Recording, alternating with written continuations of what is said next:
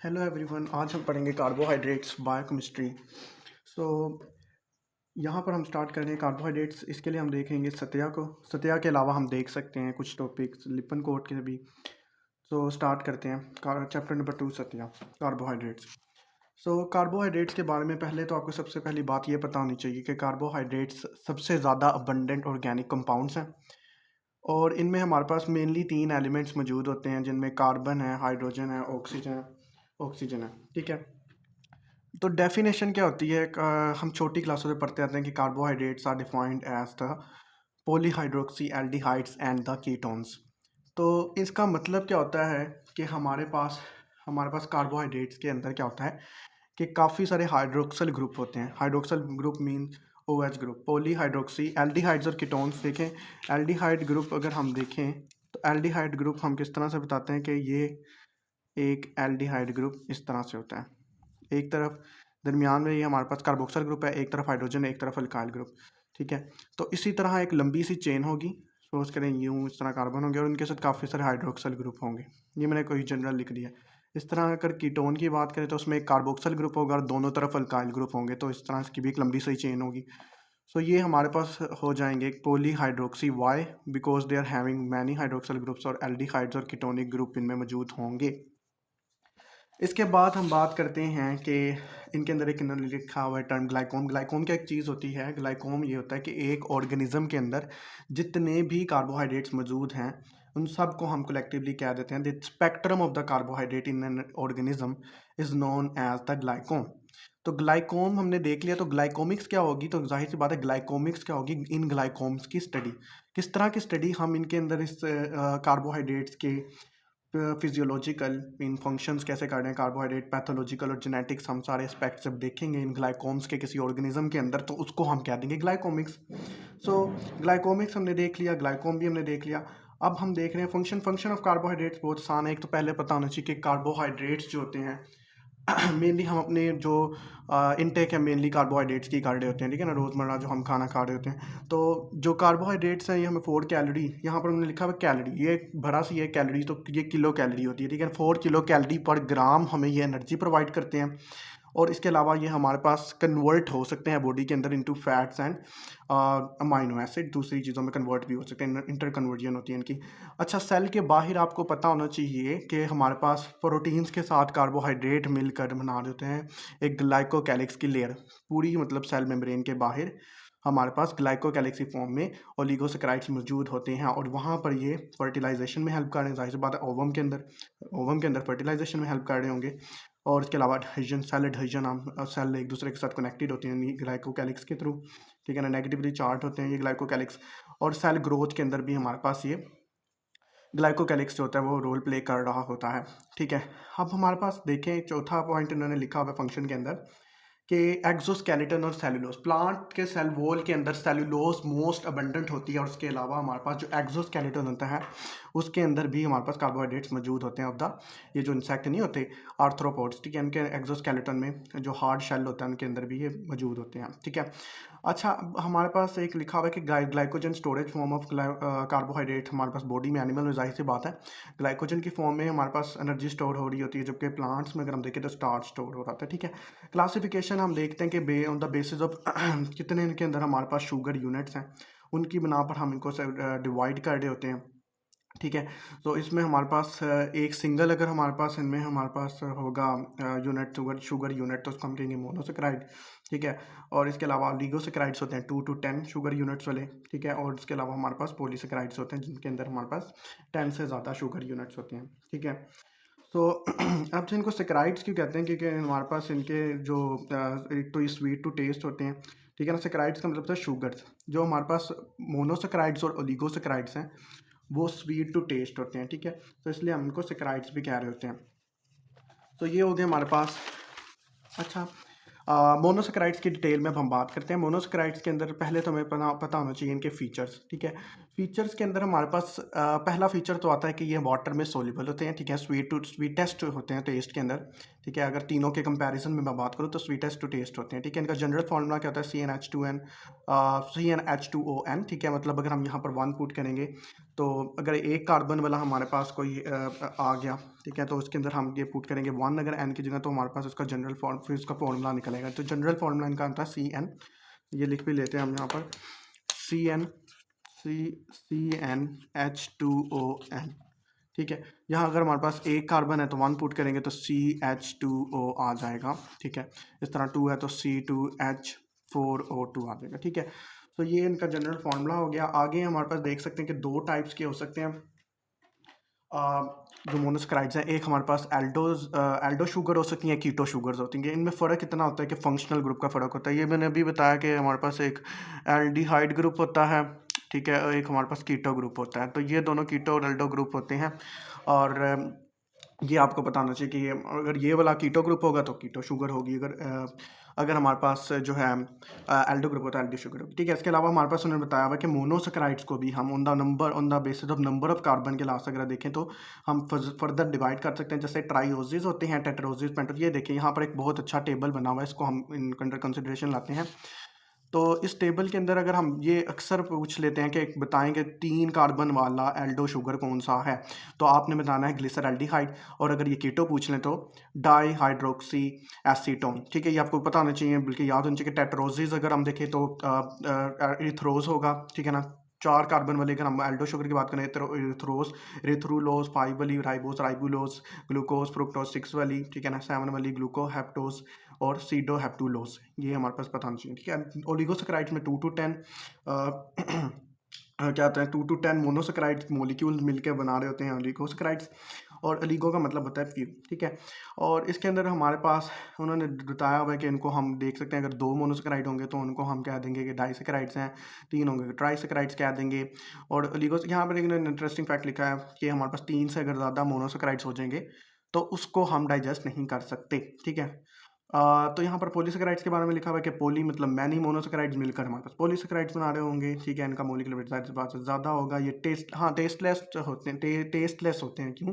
क्योंकि ये हमारे पास बहुत ज़्यादा बड़े बड़े होते हैं ना, तो इनका फिर टेस्ट डेवलप नहीं हो पा रहा था, ठीक है। इसके अलावा हमारे पास इन्होंने बताया कि ये वाटर के अंदर कोलोइडल सोल्यूशन बनाते हैं, ठीक है। इनकी 2 टाइप्स होती हैं, होमोपॉलीसैकेराइड्स और हेटेरोपॉलीसैकेराइड्स। मोनोसैकेराइड्स की अगर हम देखें तो एक इन्होंने बात लिखी है स्टीरियोआइसोमेरिज्म। स्टीरियोआइसोमेरिज्म क्या होता है कि स्ट्रक्चरल फॉर्मूला सेम है, लेकिन मोलिकुलर अरेंजमेंट जो हमारे पास अरेंजमेंट है डिफरेंट फंक्शनल ग्रुप की, वो 3D में मुख्तलिफ है। मीन स्ट्रक्चर एक जैसा ही है, लेकिन 3D में अरेंज करते वक्त मोलिक्यूल जो होते हैं उनकी अरेंजमेंट मुख्तलिफ होती है, ठीक है। इसके अलावा यहाँ पर ने ग्लिसरल्डिहाइड को रेफरेंस कार्बोहाइड्रेट भी क्या, क्योंकि जाहिर सी बात है सिंपलेस्ट एल्डो शुगर है। ये टेबल बहुत इंपॉर्टेंट तो कह सकते हैं, लेकिन आपको पता होना चाहिए, इंपॉर्टेंट ही होता है ये हमारे पास। इसके अंदर वाइवे में पूछ सकते हैं, ठीक है। इसके अंदर एमसीक्यूज भी आ सकते हैं, ठीक है। ओएसपी में भी पूछते हैं इसमें से। अच्छा, यहाँ पर अगर हम देखें तो ग्लिसरल्डिहाइड ये अकरेंस इतनी ज़्यादा इंपॉर्टेंट नहीं, बायोकेमिकल इंपॉर्टेंस ज़्यादा है इसकी इंपॉर्टेंट है ग्लिसरल्डिहाइड। अच्छा, ये किसमें मैंने ट्राइओसिस का बताया, टेट्रोसिस का, पेंटोसिस का, हेक्सोसिस का, फिर हेप्टोसिस का, और फिर डाइसैकेराइड्स का इसने बताया हुआ है, ठीक है। सो इसमें हमारे पास जो देखिए ग्लिसरल्डिहाइड कहते हैं कि 3 फॉस्फेट इसका मौजूद होता है ग्लाइकोलाइसिस में। हाइड्रोक्सी एसीटोन में भी हमारे पास इसका फॉस्फेट इंटरमीडिएट ग्लाइकोलाइसिस है। टेट्रोसिस के बात करें तो उसमें हमारे पास डी इरिथ्रोज का उसने बताया, इसका भी हेक्सोस मोनोफॉस्फेट शंट यहाँ पर उसने लिखा है, इसका फॉस्फेट हेक्सोस मोनोफॉस्फेट शंट में मौजूद होता है। तो ये हमारे पास एक पाथवे होता है, ग्लाइकोलाइसिस की जगह होता है, मतलब उसके जैसा ही होता है, मिलता जुलता। तो इसकी डिटेल में आपको जाने की ज़रूरत नहीं, बस आपको बताना चाहिए हेक्सोस मोनोफॉस्फेट शंट एक पाथवे है, उसके अंदर जाहिर सी बात है पाथवे है तो उसमें मॉलिक्यूल्स आएंगे, तो उसमें हमारे पास एरिथ्रोज भी आता है, ठीक है। तो एरिथ्रोज भी आ रहा होगा। पेंटोसिस की अगर हम बात करें कि डी राइबोस जो है, ये आपको पता होना चाहिए कि एटीपी, एनएडीपी पॉजिटिव, ठीक है। ये सारे हमारे पास जितने भी हमारे पास ये न्यूक्लियोटाइड हैं, इनके अंदर जो शुगर होगा वो हमारे पास ये राइबोस होगा, ठीक है। डीऑक्सीराइबोस, ये तो बच्चा बच्चा जानता है कि डीएनए जो होता है वो हमारे पास डीऑक्सीराइबोस शुगर कंटेन कर रहा होता है। डी राइब्यूलोज की अगर हम बात करें तो ये ये हमारे पास क्या है, ये भी एक्सोस मोनोफॉस्फेट शंट में मौजूद होता है। ज़ाइलोज़ की बात करें, ये वैसे आप खुद रीड कर सकते हैं, लेकिन मैं वैसे बता रहा हूँ आपको कि ये ज़ाइलोज़ क्या होता है, ये हमारे पास ग्लाइकोप्रोटीन के तौर पर बिहेव करता है। ग्लाइकोप्रोटीन क्या होती है कि प्रोटीन के साथ कार्बोहाइड्रेट मिलेगा तो ग्लाइकोप्रोटीन बनती है, ठीक है ना। तो जाहिर सी बात है, ये आपको पता होगा सेल मेम्ब्रेन में भी ग्लाइकोप्रोटीन्स होती हैं, तो वहाँ पर भी मौजूद हो सकता है। ज़ाइलोज़ की अगर हम बात करें तो ज़ाइलोज़ हमारे पास यूरोनिक एसिड, अच्छा यूरोनिक एसिड क्या होता है, अब यूरोनिक एसिड पाथवे, ये भी एक पाथवे ही है। इसके अंदर अब होता क्या है कि ग्लूकोज ब्रेक डाउन हो रही होती है, ठीक है ना, इनटू डिफरेंट प्रोडक्ट्स, ठीक है। ग्लूकोरिक एसिड, इस तरह के प्रोडक्ट्स मान रहे होते हैं इसमें। तो इसमें उसने एक डिजीज़ बताई, पेंटोसूरिया। पेंटोसूरिया में हमारे पास क्या होता है कि एक्सेस सिक्रीशन होती है इस ज़ाइलोज़ की। क्यों? क्योंकि हमारे पास L xylose reductase enzyme deficiency होती है। ये मैंने आपके इंटरेस्ट के लिए बताया, इतनी ज़रूरी बात नहीं है। बस ये याद रखें, पेंटोसूरिया में यूरिन में एक्सेस ज़ाइलोज़ सिक्रीट होती है due to the deficiency of the L xylose reductase enzyme, ठीक है। डी ज़ाइलोज़ की अगर हम बात करें, डी लाइजोज लिग्जोज की अगर हम बात करें, तो हमारे पास लिग्जोफ्लाविन ऑफ द हार्ट मसल में होता है, ठीक है। ये भी एक पेंटोज शुगर ही है, ठीक है, हार्ट के मसल में मौजूद होगी। हेक्सोसिस में हमारे पास डी ग्लूकोज, ये तो शुगर फ्यूल है, बहुत आसान है, सबसे आपको नाम है, आपको जो शुगर का सुन के ग्लूकोज याद आती है, ठीक है ना। यूरिन में डायबिटीज़ में रिलीज हो रही होगी, प्लांट में भी होती है, ठीक है। ग्लैक्टोज, अच्छा ग्लैक्टोज जो होता है, ये ग्लैक्टोसीमिया। ग्लैक्टोसीमिया क्या होता है कि जब हमारे पास ग्लैक्टोज ग्लूकोज में कन्वर्ट नहीं होती, ठीक है। मैनोज की अगर हम बात करें, मैनोज हमारे पास क्या होता है, ये भी हमारे पास जो स्ट्रक्चरल कंपोनेंट है पॉलीसेकेराइड्स का, ठीक है ना। और फ्रुक्टोज जो होता है, ये हमारे पास ग्लाइकोलिसिस में भी प्रोड्यूस हो रहा होता है, ठीक है। फ्रुक्टोज ये फ्रूट्स हनी है, आप इसकी अकरेंस देख लेंगे, फ्रूट्स और हनी में होता है as a constituent of the, हम कहते हैं डेट्स और इस तरह के जो फल होते हैं, उनमें हमारे पास मौजूद होता है फ्रुक्टोज, ठीक है। अच्छा, इसके बाद आ रहा है हेप्टोज। हेप्टोज में सीडो हेप्टुलोज है, ठीक है ना। 7 फॉस्फेट है, ये भी वही हेक्सोस मोनोफॉस्फेट शंट में मौजूद होता है, ठीक है। और जो सुक्रोज है, सुक्रोज की अगर हम बात करें तो ये, अच्छा डाइसेकेराइड्स में आने हैं, ठीक है ना। डाइसेकेराइड्स के अंदर सुक्रोज, लैक्टोज, माल्टोज, इनकी कॉन्स्टिट्यूएंट पता होना चाहिए आपके किस तरह से होते हैं। सुक्रोज में हमारे पास ग्लूकोज फ्रुक्टोज, लैक्टोज के अंदर हमारे पास ग्लूकोज लैक्टोज, माल्टोज में 2 ग्लूकोज मॉलिक्यूल्स, ठीक है।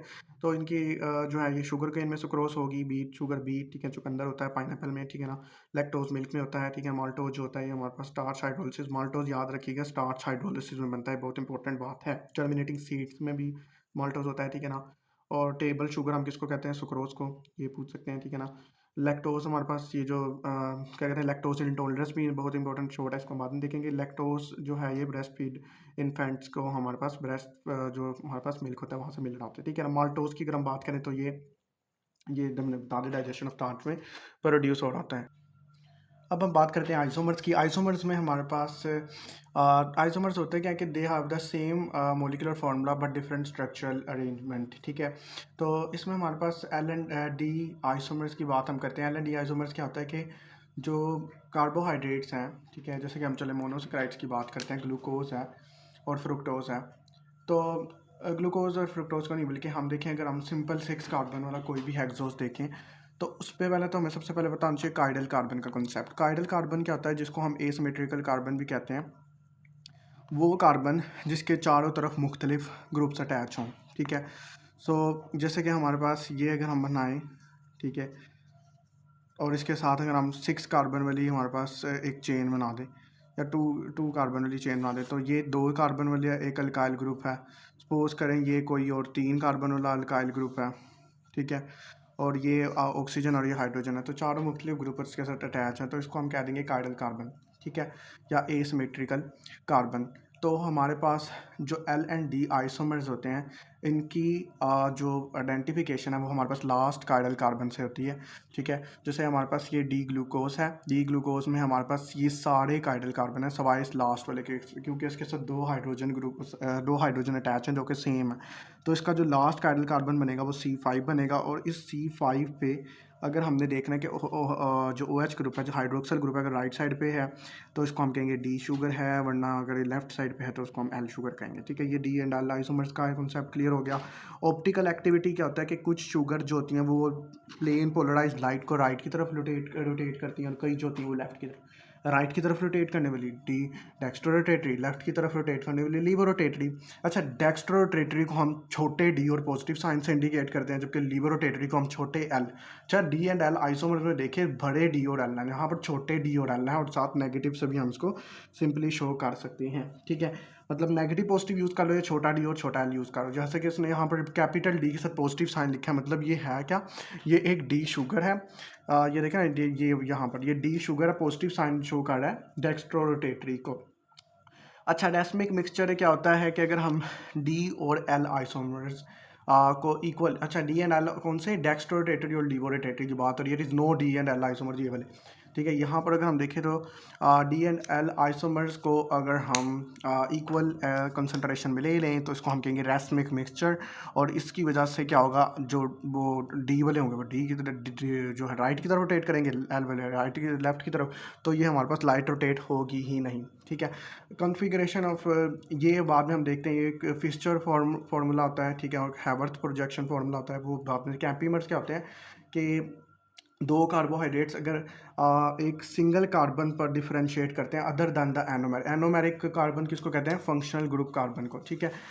देखें इसके अंदर हमारे पास एग्जांपल आ रही है किसकी, ये देखें, ये हमारे पास है ग्लूकोज और ये हमारे पास है सपोज करें ग्लैक्टोज, ठीक है। अब हमें पता है कि एनोमर्स क्या होते हैं, ये काइडल other than the anomeric carbon, anomeric carbon कौन सा होता है, ये जो फंक्शनल ग्रुप है, इसको छोड़ दें और इसके अलावा देखें तो हमारे पास जो इसका फोर्थ कार्बन है ग्लैक्टोज का, उसमें OH ग्रुप कहाँ पर है, लेफ्ट साइड पे, और ग्लूकोज में है हमारे पास राइट साइड पे। तो ये हम कहेंगे these are the epimers of each other, और कार्बन नंबर 4 पे इनका जो पॉइंट ऑफ डिफरेंशिएशन है। इस तरह हमारे पास ग्लूकोज, और अगर हम मैनोज की बात करें तो उसमें कार्बन नंबर 2 पे ही होगा, ठीक है।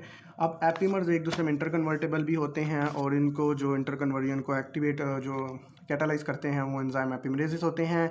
एनेंशियोमर्स की बात करें, एनेंशियोमर्स जो हैं उनको भी मिरर इमेजेस कहते हैं। अच्छा, डी एंड एल आइसोमर्स ना एक दूसरे की मिरर इमेजेस होती हैं, ठीक है ना, तो डी एंड एल आइसोमर्स को हम एनेंशियोमर्स भी कहते हैं, ठीक है। इसमें कोई इतना खास फर्क नहीं, वही डी एंड एल आइसोमर्स हैं, ठीक है। डायस्टीरियो आइसोमर्स क्या होते हैं कि ये मिरर इमेजेस नहीं होते। इनकी एग्जांपल बुक में तो नहीं लिखी, लेकिन मैं आपको बता दूं इनकी एग्जांपल में आते हैं एनोमर्स, ठीक है ना, जो अल्फा जो ग्लूकोज होती है, बीटा ग्लूकोज होती है, ठीक है ना, बीटा डी ग्लूकोज, ठीक है। ये दो फार्मूले अगर आप देखें तो उसमें OH ग्रुप ऊपर है, ठीक है ना, बीटा में, और अल्फा में नीचे है, ठीक है ना। These are not the mirror images of each other, इनको हम सुपर इम्पोज करेंगे तो ये एक दूसरे पर सुपर इम्पोज नहीं होंगी, और इस वजह से हम कह देंगे दीज आर द एनोमर्स, ठीक है।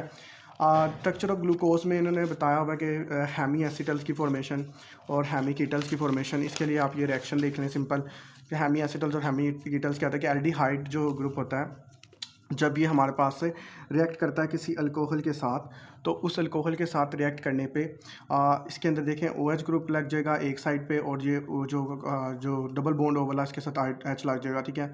और ये जो R1 है यहाँ पर अटैच हो जाएगा ये अलग से, ठीक है। एक लग गया OH ग्रुप, यहाँ से OH ग्रुप उतर के लग गया, और एक हमारे पास R ग्रुप अलग से जो है वो अटैच हो गया। आर ग्रुप, अच्छा जी, आर ग्रुप O के साथ लग गया और एक OH ग्रुप अलहदा से लग गया, तो ये हमारे पास बन गया हैमी एसिटल। अच्छा, ये रिएक्शन जो है अलहदा से अल्कोहल रिएक्ट नहीं करवानी पड़ती, बल्कि जो हमारे पास अवेलेबल हाइड्रोक्सल ग्रुप होते हैं एक ही ग्लूकोज के साथ साथ, उसी के साथ रिएक्शन होकर एक साइक्लिक का स्ट्रक्चर बन जाता है। जैसे मैंने बताया भी था, ये देखें ग्लूकोज के अंदर हमारे पास जो कार्बन नंबर 1 है वो कार्बन नंबर 5 के साथ रिएक्ट करके ये जो है ये बना देता है, ठीक है। ये इसको क्या कहते हैं, हैमी एसिटल्स, ठीक है। तो ये हैमी एसिटल जो है हैमी कीटल्स होते हैं, इनकी वजह से अल्फ़ा और बीटा जो है हमारे पास बनते हैं हैमी एसिटल्स, और फिर इनको हम हैवर्थ प्रोजेक्शन, अच्छा हैवर्थ प्रोजेक्शन भी देख लें। ये हमारे पास जो स्ट्रेट चेन फार्मूला होता है इसको हम कहते हैं this is the Fischer projection formula, और ये जो हमारे पास साइक्लिक होता है इसको हम कहते हैं हैवर्थ प्रोजेक्शन फार्मूला, ठीक है। पायरानोज और फ्यूरानोज, पायरानोज 6 मेंबर रिंग को पायरानोज कहते हैं, 5 मेंबर रिंग को फ्यूरानोज कहते हैं। म्यूटा रोटेशन के अंदर ये बात याद रखिए कि म्यूटा रोटेशन में क्या होता है कि जो अल्फ़ा और बीटा साइक्लिक फॉर्म्स हैं ग्लूकोज की, ये इंटर कन्वर्ट, जब ग्लूकोज हमने डाली तो वो तो अल्फ़ा फॉर्म में भी होगी, बीटा फॉर्म में भी होगी, और ये इंटर कन्वर्ट होती रहेगी एक दूसरे के अंदर। तो इसको हम कहेंगे कि एक वक्त आएगा कि अल्फ़ा फॉर्म सपोज करें कि हमारे पास यहाँ पर एग्जांपल ली हुई है 112.2 डिग्री राइट की तरफ रोटेट करती है, और जो हमारे पास बीटा फॉर्म है वो हमारे पास 18.7 को की तरफ रोटेट कर रही है, ठीक है ना। तो लेकिन इनकी इंटर कन्वर्जन होगी और एक दरमियान की वैल्यू आ जाएगी, और जो हमारे पास दरमियान की वैल्यू आएगी वो 52.7 आएगी। मतलब अल्फ़ा फॉर्म बीटा में जितना कन्वर्ट होना हो जाएगा और जो जितना बीटा ने अल्फ़ा में होना हो जाएगा, उसकी वजह से जो हमारे पास अल्टीमेटली जो रोटेशन की वैल्यू आएगी वो 52.7 आएगी, ठीक है। इसको हम कह देंगे कि म्यूटा रोटेशन क्या होता है कि जब दो एनोमर्स जो होते हैं इंटर कन्वर्ट होते हैं तो एक उनकी जो इक्विलिब्रियम पे वैल्यू ऑफ रोटेशन आती है वो हमारे पास होती है म्यूटा रोटेशन, ठीक है। सो इसके अंदर उसने बताया हुआ है कि हमारे पास जो म्यूटा रोटेशन की जो वैल्यू है 52.7 आएगी और इसमें 63% बीटा एनोमर होंगे और 36% अल्फ़ा एनोमर होंगे, ठीक है। तो इसमें इतना ही, और 1% जो होंगे वो चेन ओपन चेन फॉर्म होगी, बाकी दूसरी वीडियो में देखेंगे।